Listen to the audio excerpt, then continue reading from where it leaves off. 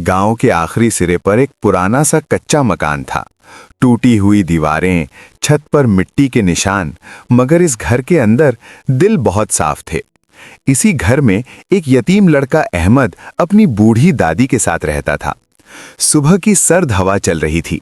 अहमद लकड़ियां जमा करके घर आया। दादी अम्मा, आज लकड़ियां ज्यादा मिल गईं। आज चूल्हा देर तक जलेगा। अल्लाह तेरा दिल भी इतना ही गर्म रखे बेटा, यही असल दौलत है। अहमद गांव की छोटी सी दुकान पर मजदूरी करता था। जो थोड़ा बहुत मिलता वही उनका सहारा था। उसी दिन अहमद ने रास्ते में एक बेवा औरत फातिमा को देखा, जो अपने बच्चों के साथ बैठी थी। अम्मा,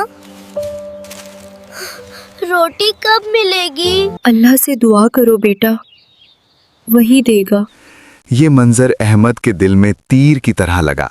वो तेजी से घर लौटा। दादी अम्मा, मोहल्ले में फातिमा खाला के घर कुछ नहीं पका। बेटा, हमारे पास भी तो बहुत कम है।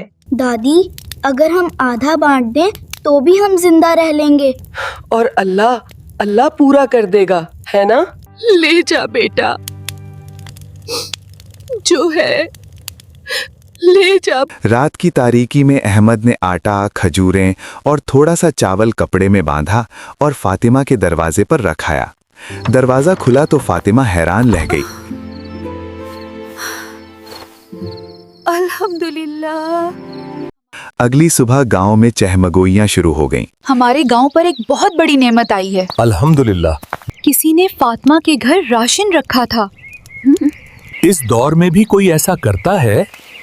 दोपहर को अहमद घर आया तो हैरान रह गया। दरवाजे पर आटा, दाल, कंबल और एक लिफाफा रखा था। दादी अम्मा, ये सब? ये अल्लाह का वादा है बेटा, जो देता है वो कभी खाली नहीं रहता। शाम को गांव के बुजुर्ग जमा हुए। हमने जान लिया है कि ये नेकी अहमद ने की है। ये बच्चा हमें सबक दे गया है। बेटा, तुमने हमें याद दिला दिया कि बरादरी दौलत से नहीं, दिल से बनती है। उस दिन के बाद गांव बदल गया। जो भी होता वो बांटता, कोई भूखा न सोता। बेटा, आज तेरे माँ बाप होते तो तुझ पर फख्र करते। और यूं एक यतीम की खामोश सखावत ने पूरे गांव के दिलों को जोड़ दिया। कहानी पसंद आए तो चैनल सब्सक्राइब करें और नेकी का पैगाम आगे बढ़ाएं।